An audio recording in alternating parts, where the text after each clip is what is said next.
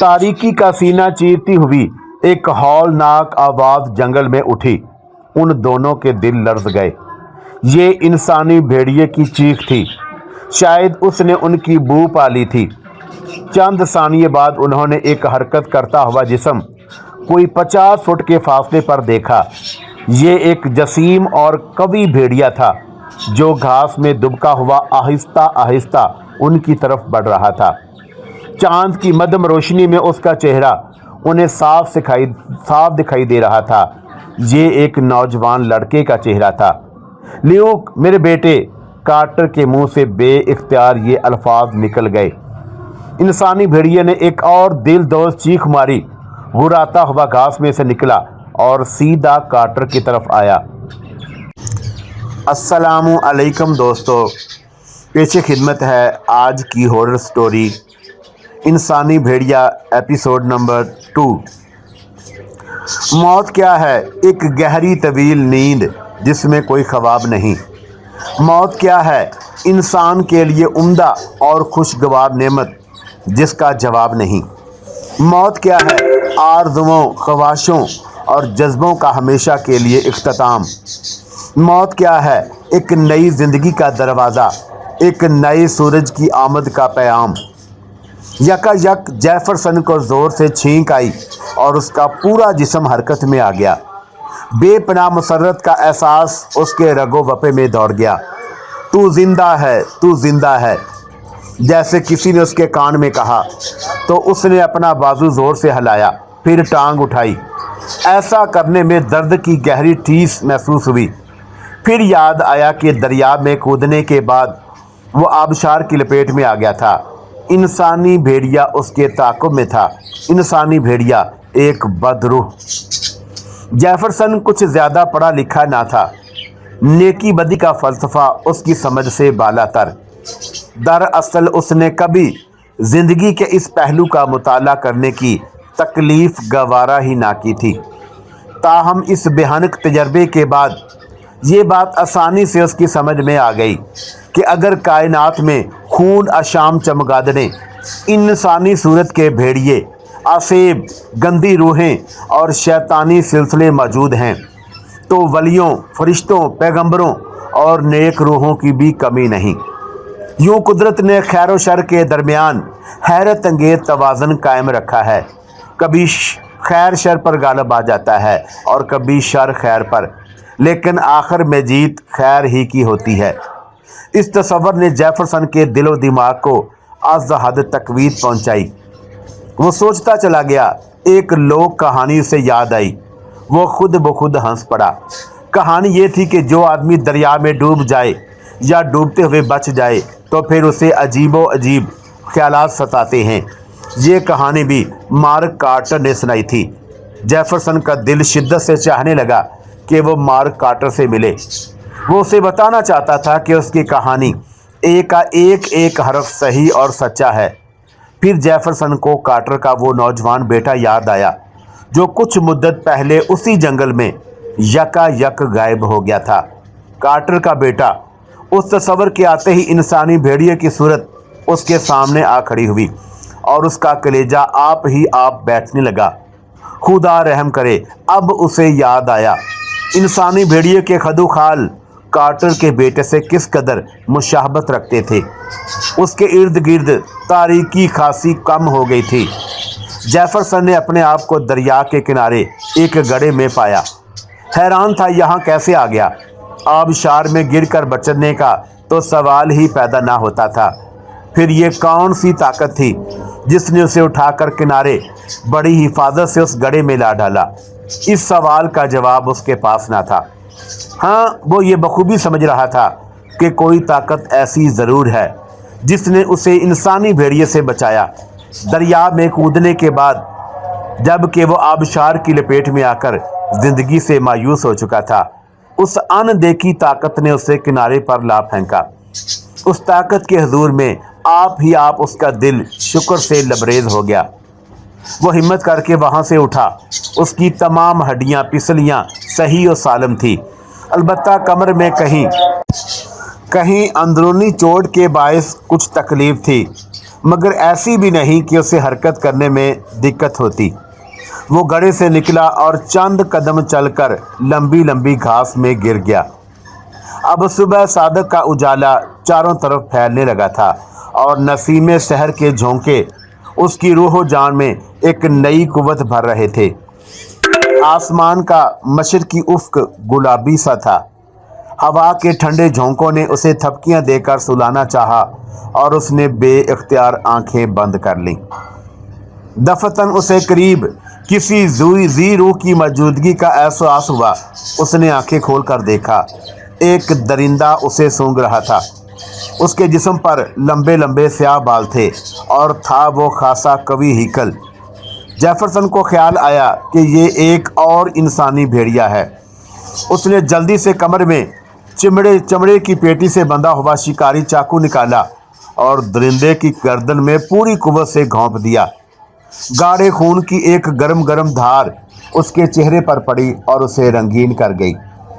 दरिंदे ने जो दरअसल रीछ था, एक खौफनाक चीख मारी और जेफरसन के ऊपर ढेर हो गया। भारी वजन से उसका दम घुटने लगा। उसने बमुश्किल तमाम अपने आप को कवि हीकल रीछ के नीचे से निकाला। वो अभी तक जिंदा था। जेफरसन दीवानावार उसके जिस्म में चाकू घूंपने लगा और रीछ की गर्दन कट कर अलहदा कर दी। जेफरसन का सारा बदन खून में लथपथ था और वो बुरी तरह कांप रहा था। इंसानी भेड़िए का सारा गुस्सा उसने इस जंगली रीछ पर उतार दिया। एक बार फिर वो घास में बेदम होकर गिर पड़ा। सूरज मशरिकी उफ्क पर नमूदार हो रहा था और सुनहरी धूप हर तरफ फैली हुई थी। आबी परिंदों का शोर जेफरसन के कानों तक पहुंच रहा था। वो दोबारा उठा और सीधा दरिया की तरफ गया। देर तक वहां नहाता और अपने बदन को साफ करता रहा। फिर वहां से आहिस्ता आहिस्ता चला। उसे मालूम था कि कौन सा रास्ता इस छोटे से कस्बे की तरफ जाता है जहां मार्क कार्टर का क़याम था। मार्क कार्टर का झोंपड़ा लकड़ी का बना हुआ था। कैबन दूर ही से दिखाई दे गया। कस्बे और जंगल की हद पर बना हुआ था। कैबन की चमनी से धुआं बल खाता हुआ फिजा में उठ रहा था। भुने हुए गोश्त और तले हुए अंडों की खुशबू जेफरसन के नथनों में आई। वो भूख से बेकरार हो गया। गुज़श्ता 7-8 घंटों में अपनी मदाफ़त के लिए जो कुव्वत सिर्फ करना पड़ी, उसने उसे नढाल कर दिया था। वो लड़खड़ाता हुआ कैबन के दरवाजे तक पहुंचा और एक झटके से ढेर हो गया। उसके गिरने की आवाज़ सुनकर कैबन का दरवाज़ा खुला और उधेड़ उम्र का एक शख्स बाहर आया। ये मार्क कार्टर था। उसने हैरत से जेफरसन को देखा। खुदा के लिए मुझे बचाओ मार्क, जेफरसन ने नकाहत से कहा। मार्क कार्टर उसे सहारा देकर कैबन के अंदर ले गया और एक गुदाज आरामदाह बिस्तर पर लेटा दिया। वो हैरान था कि जेफरसन की ये हालत क्यों कर हुई। उसने सवालिया निगाहें अंदाज में अपनी निगाहें उसके चेहरे पर गाड़ दी। जेफरसन ने देखा मार्क कार्टर तेजी से बुढ़ापे की तरफ बढ़ रहा है। ये पहले से ज़्यादा झुर्रियाँ थी।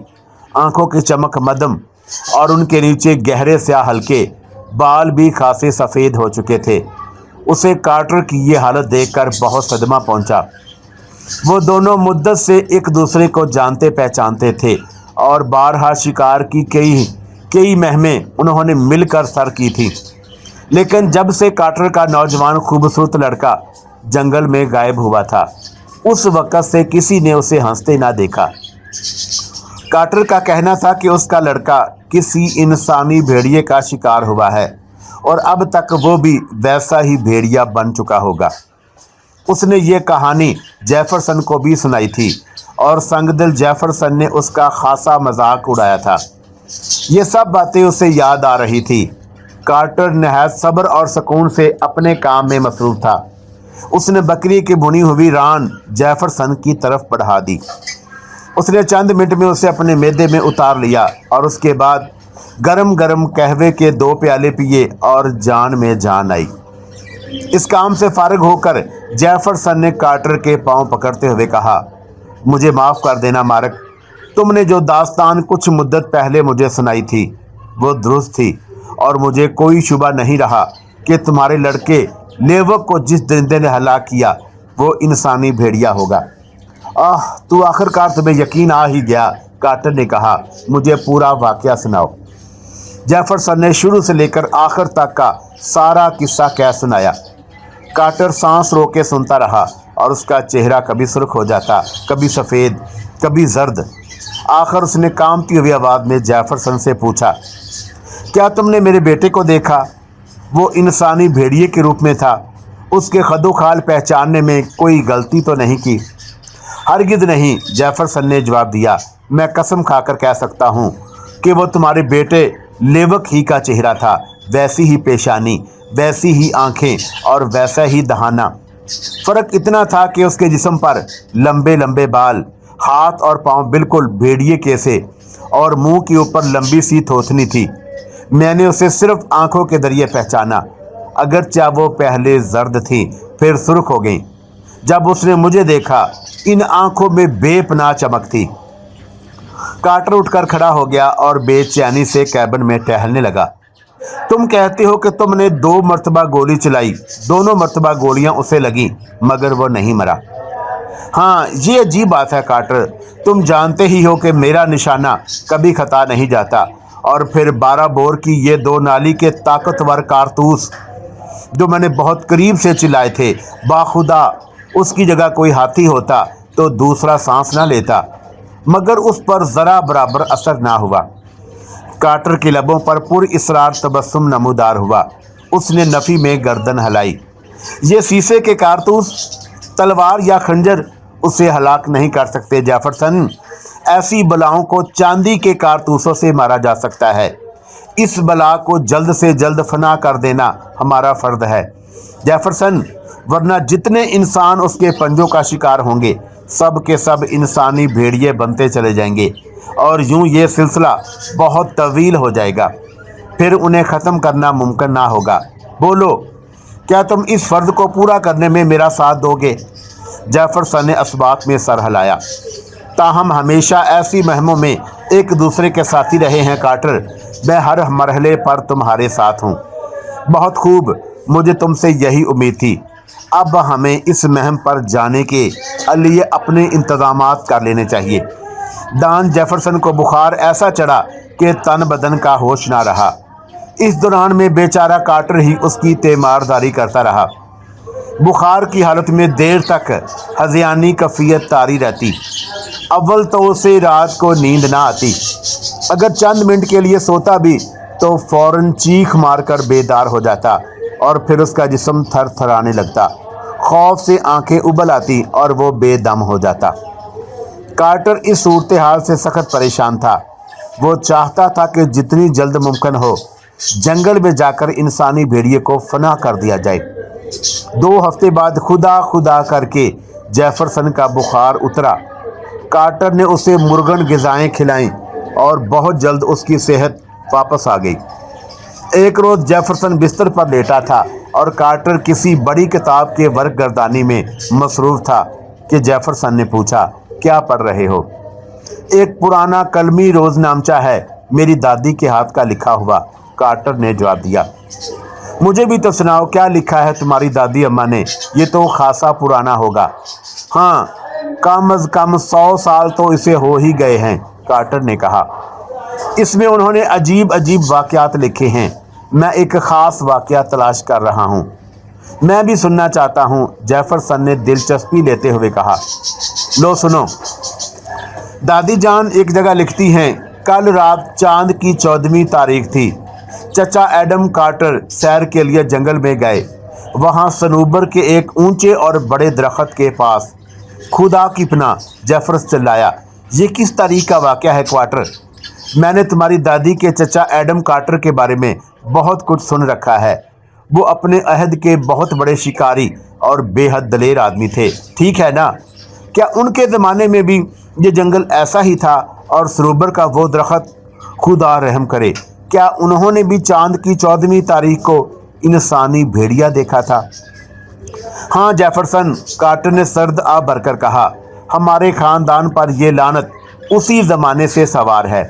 एडम कार्टर दरअसल मेरे दादा का चचा था, इसलिए दादी अम्मा भी उसे चचा ही कहती थी। मेरी पैदाइश से भी बहुत पहले उसका इंतकाल हो गया। मैंने सुना है कि वो नहायत निडर और तजर्बाकार शिकारी थे। उनके कारनामे आज गिरदो नवा के बड़े बूढ़ों की ज़ुबान पर हैं। जनवरी की 17 तारीख थी और चांद की 14वीं जब वो जंगल में गया और सन था 1863। गोया आज से 110 वर्ष पहले। जेफरसन चिल्लाया। हाँ, 110 वर्ष पहले, और इतनी मुद्दत गुजर चुकी कि इंसानी भेड़िए की शक्ल में ये बला हम पर मुसल्लत है। अब तक हमारे ख़ानदान के 4 अफराद इसके हमले का शिकार होकर इंसानी भेड़िए का कालब इख्तियार कर चुके हैं, और 5वां मेरा बेटा। कार्टर की आवाज़ फरते रंज से भरा गई। उसने रुमाल निकालकर आंखों पर रख लिया और सिसकियां लेने लगा। जेफरसन की आंखों में आंसू आ गए और उसने अपना हाथ कार्टर के कांधे पर रखकर थपकी दी। फिक्र मत करो दोस्त, हम दोनों जंगल में चलेंगे और उस बला को ख़त्म कर डालेंगे। अब मेहरबानी करके अपनी दादी का रोद नामचा सुनाओ, आगे क्या लिखा है। कार्टर ने आंसू पूंजे और एकदम फिर उस साल खोर्दा किताब पर निगाहें जमा दी। उसका हाथ बुरी तरह लर्ज रहा था। चंद सानिये चुप रहने के बाद उसने इबारत पढ़नी शुरू की। चचा एडम ने उसे सनूबर के एक ऊंचे और बड़े दरख्त के पास लंबी लंबी घास में दुबके हुए देखा। उसका चेहरा इंसानों का और जिस्म भेड़िए का सा था, और अगर मेरे गले में जंगली गुलाब के फूलों का हार ना पड़ा होता तो वो मुझे चीर फाड़ कर रख देता, और फिर मैं भी अपने परदादा की मानद इंसानी भेड़िए का रूप धार लेता। मेरे परदादा ने बहुत बरस पहले उस जंगल में एक जादूगर को हलाक किया था। वो जादूगर काले इल्म का माहर था।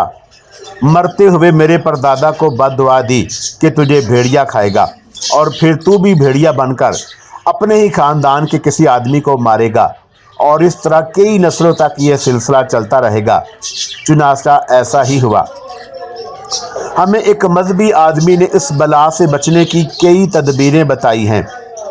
एक ये कि हम जंगल में जाएं तो जंगली गुलाब या लहसुन के फूल का हार गले में डाल लें।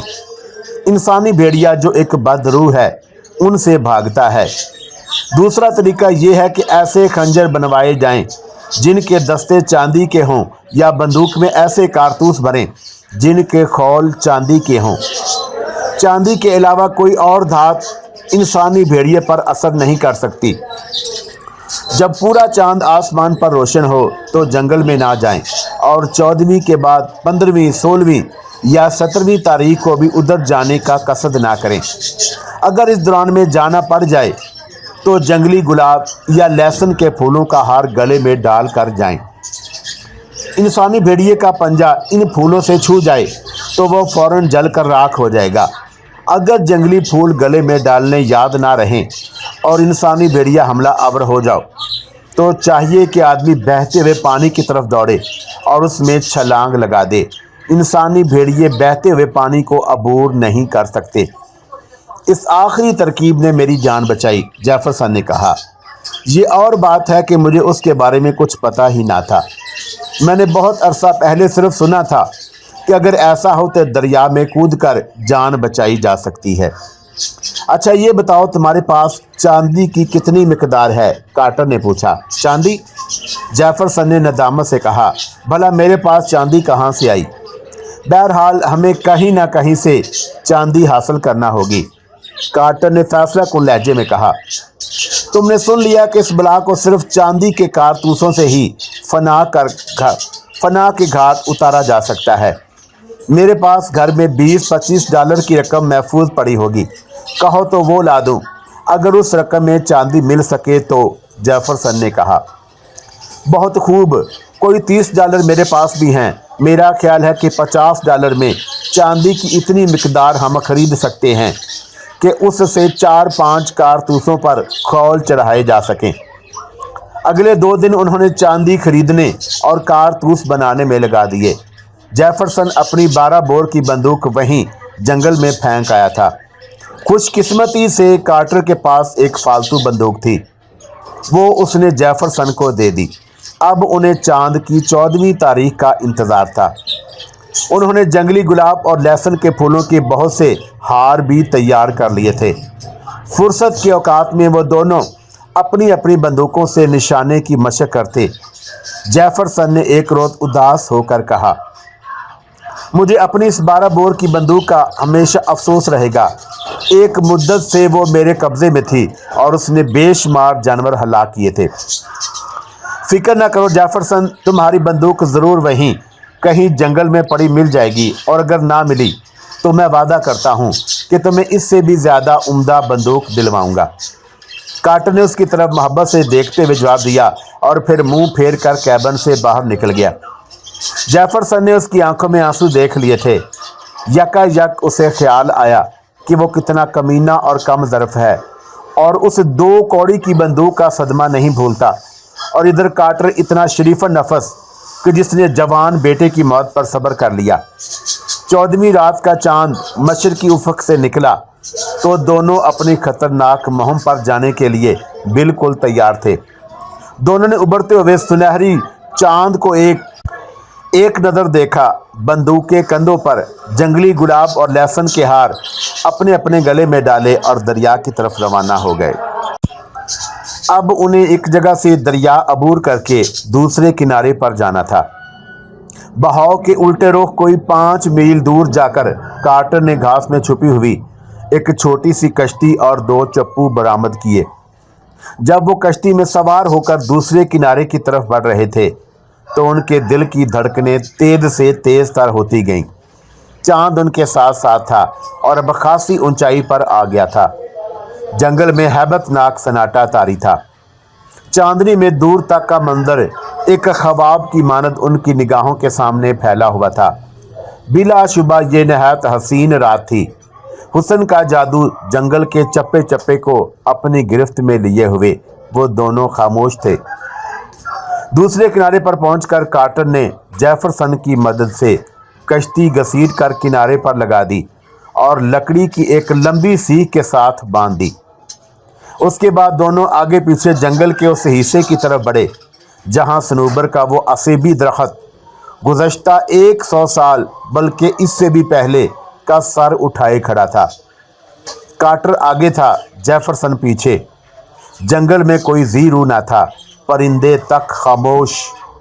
یہ ایسی ہوش ربا خاموشی تھی جو انسان کے اعصاب بہت جلد شکستہ کر دیا کرتی ہے۔